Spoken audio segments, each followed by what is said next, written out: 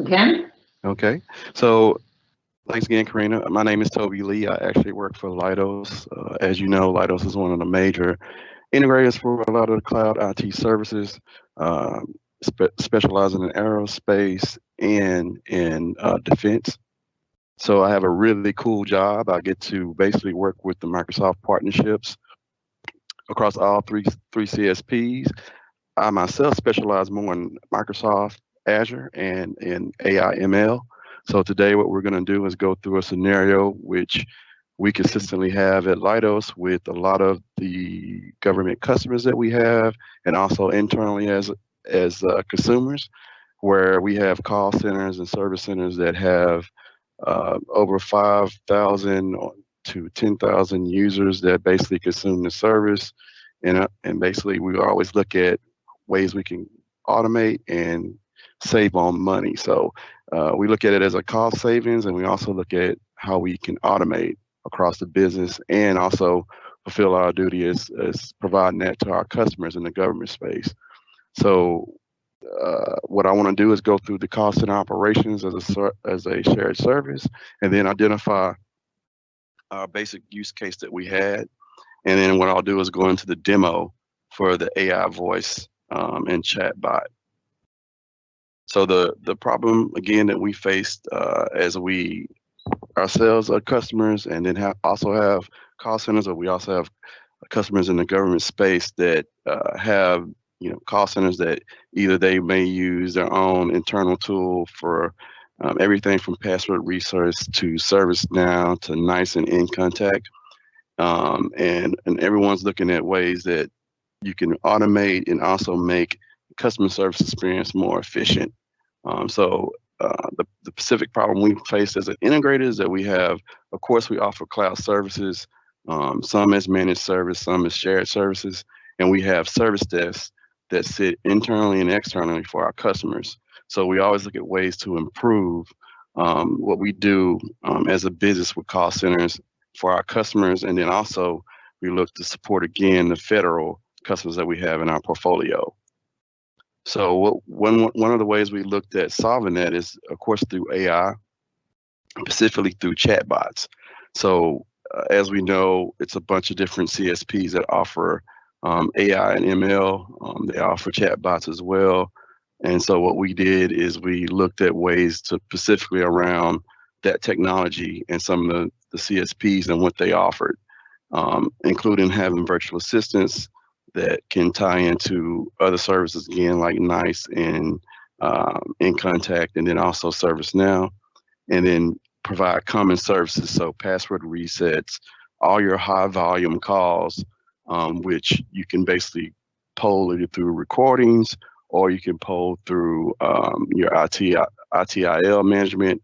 So different ways that you can basically look at a lot of those call centers, and as you look at basically IT management for your ticketing system, we looked across the board.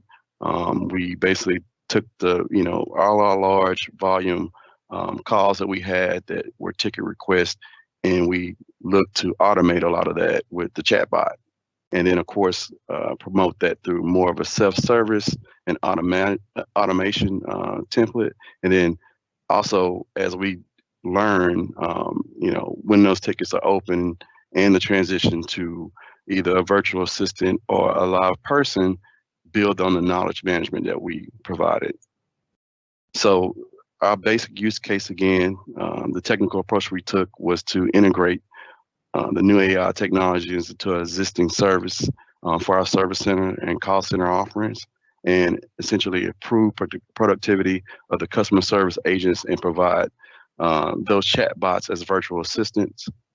The capability statement basically was to develop that AI technical solution and then integrate that across the board to reduce the number of customer transactions that require real-time customer service agents by 20%.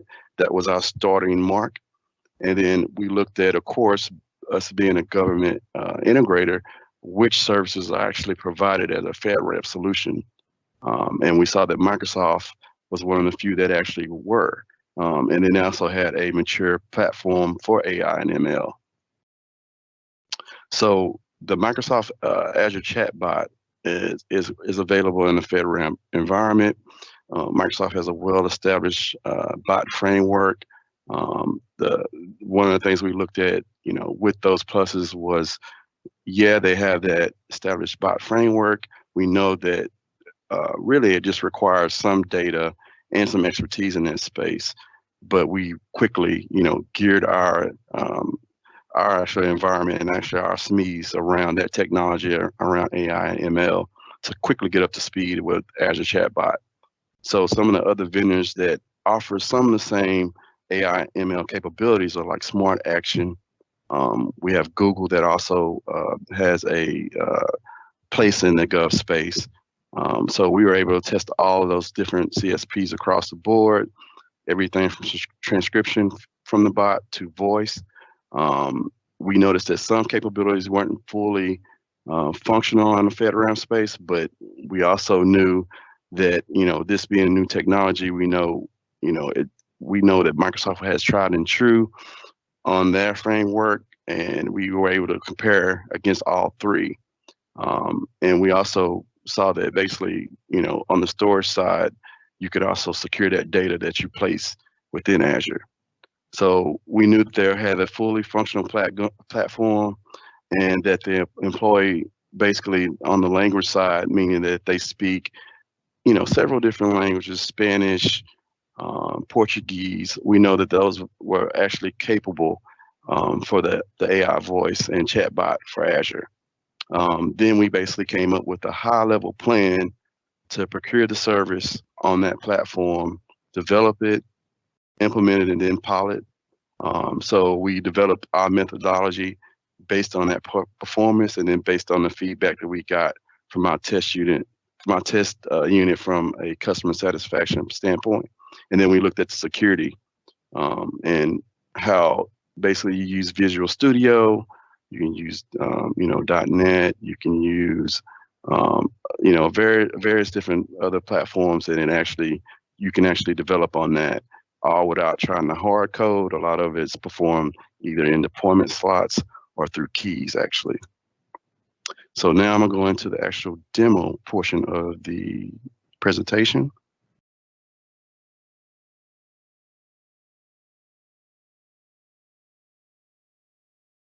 So to create a bot is pretty straightforward. What Microsoft has done is made the web app bot itself available through the marketplace. So you simply hit create.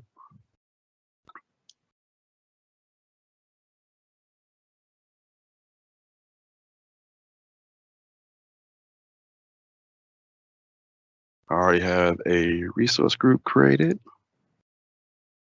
I'm out of the East, out of the DC area. So one thing to also keep in mind is to keep, as far as your resources and performance goes, especially since the bot is handling a lot of transactions and a lot of the dialogue flow between services, it's always best to keep those in the same region where possible. Microsoft also offers two different templates. Node.js is another really popular language that you can actually code on. For the demonstration, I'm going to actually go with the Echo bot. Another cool feature is that you can actually add your application and insights. That'll give you some preference around, the call volume, the users. They give you some actually, some basically insight on basically how many people are actually consuming that service, and give you the analytics that you can actually report on afterwards.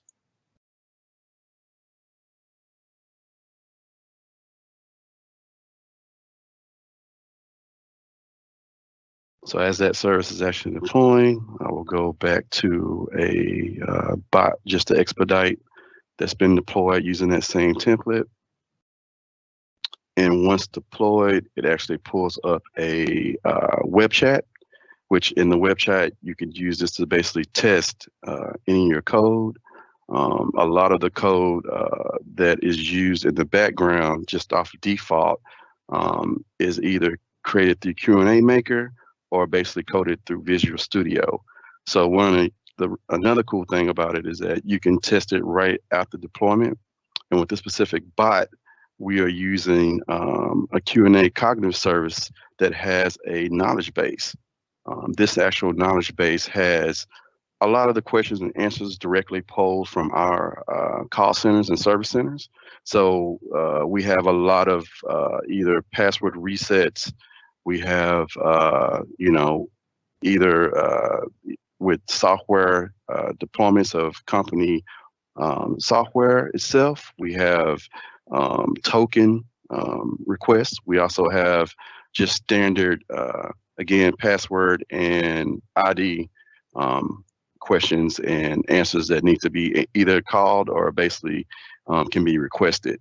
So the Q&A actually gives you your KV that you can actually save and train. And this is how you basically get your input from your KB to actually see how it's functioning and if it's actually taking the right request.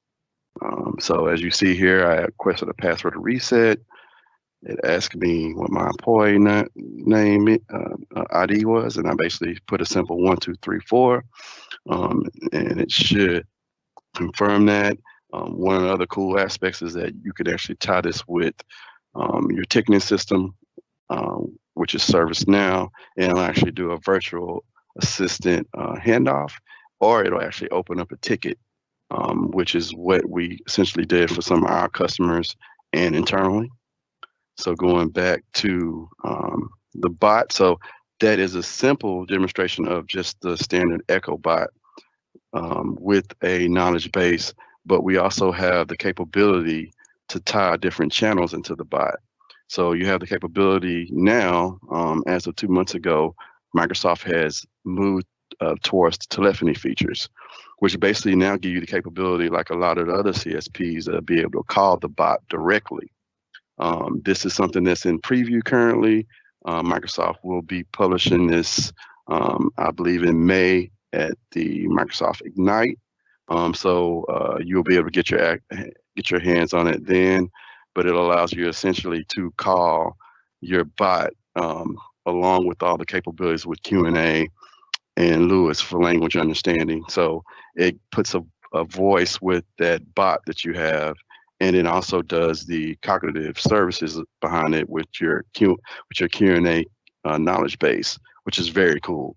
So so if you wanted to go to Teams and basically do a handoff, you could essentially do that.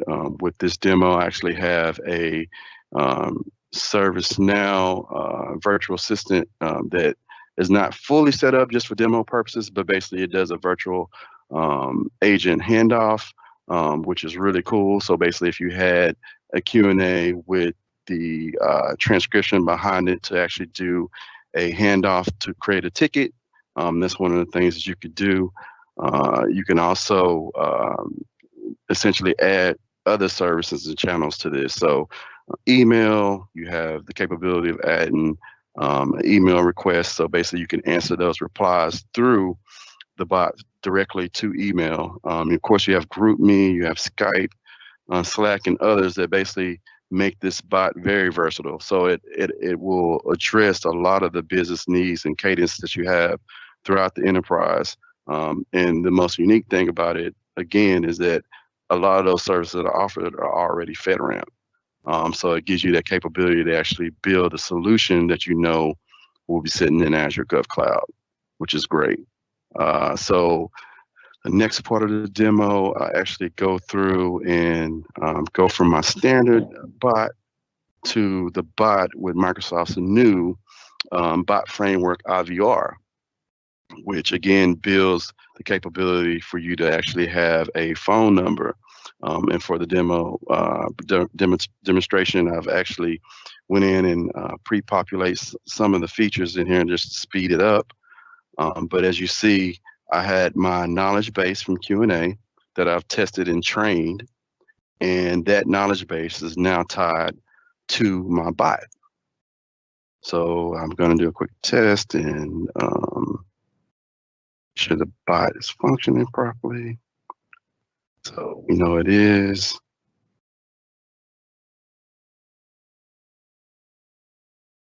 So we know it's functioning. It has a full knowledge base, not only that includes a personality for the bot, because you do have different ways to actually code the different types of personalities for the bot. For my demo, I actually chose a professional service for my bot, and which allows me to basically have a professional gesture when replying back. And so now that we've actually tested it, we know that our Q&A knowledge base is tied to our bot. We can then, if we wanted to actually call the bot to see if it replies back. So let's give the bot a quick call. Again, going through the IVR solution, what you have options to do is either tie that to Teams or actually, again, create that phone number for those handoffs directly to the Azure bot. What we did is pre-populated the phone numbers. If you see here, you bind that phone number, which is our bot is listed here as an active voice user. You see the phone numbers actually bind to that bot within the Azure portal, so that I can basically go back and look at the actual channel. And it's not hard coded. It's all using the cognitive service that's within Azure with a service key, so that basically you don't disclose any information that's not needed. It makes it very secure. And now I will give the bot a call just to verify the name. We know it's the Q&A bot. We can go back into our voice portion of the cloud and then basically go to Skype, and we see that we have a 202 Virginia number and another 202, and we know that's aligned to the Q&A bot. Just to verify, I'll go back in my channels and actually show. Here is the number, and I will call the bot.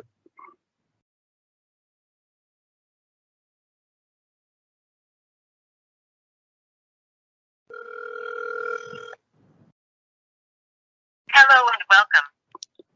And as you see, now the bot actually can be called, and along with basically doing the cognitive services around not only speech, but transcription. So not only does it answer that knowledge base, but it also will return that message. So which makes it very intuitive, very smart.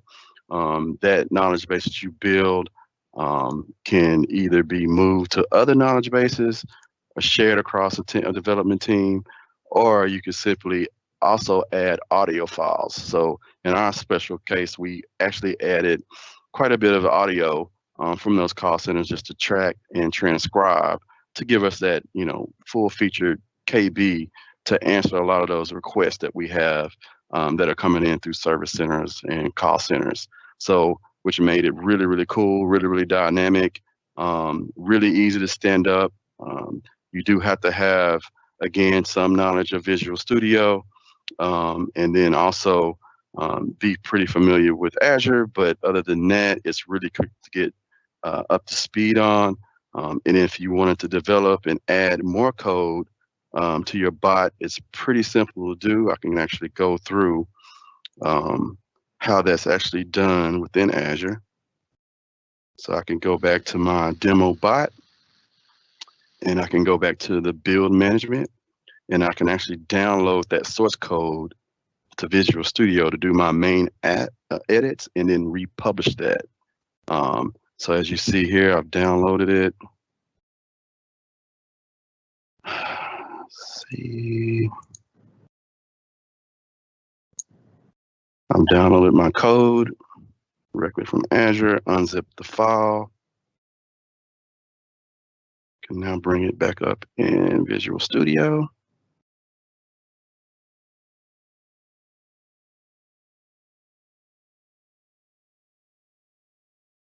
Make my edit changes, rebuild,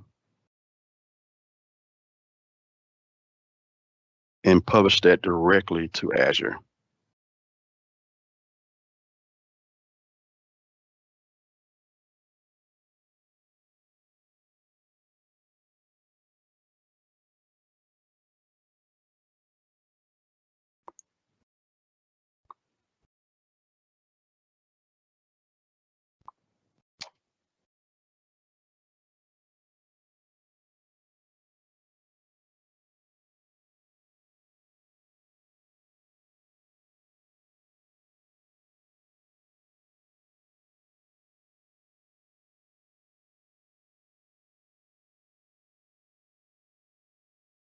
Of course, I have multi-factor authentication, which is always great.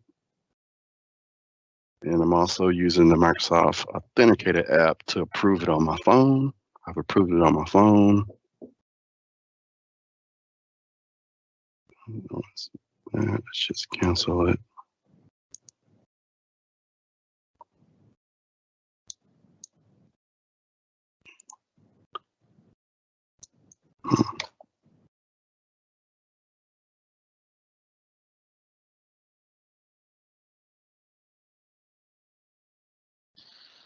And just quickly, for a time check, we're at 8:08. Okay.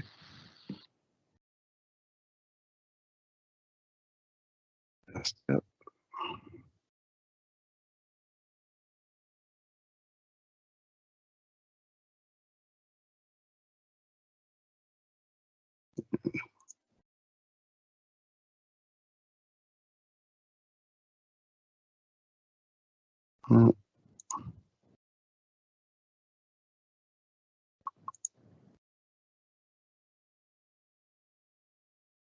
Maybe because it's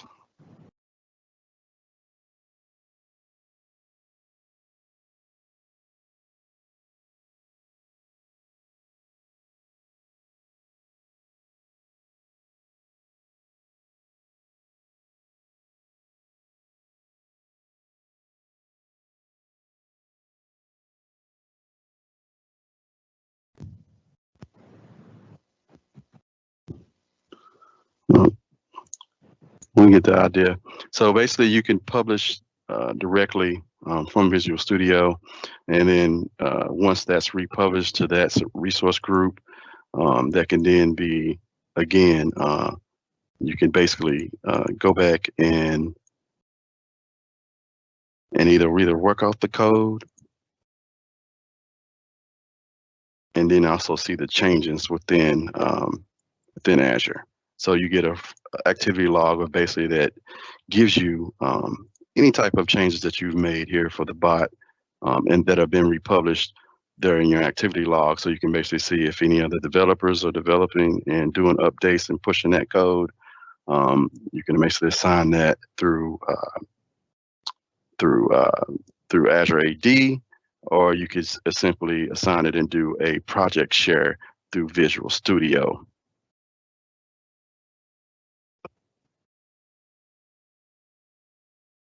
That does conclude my presentation for Azure Bots.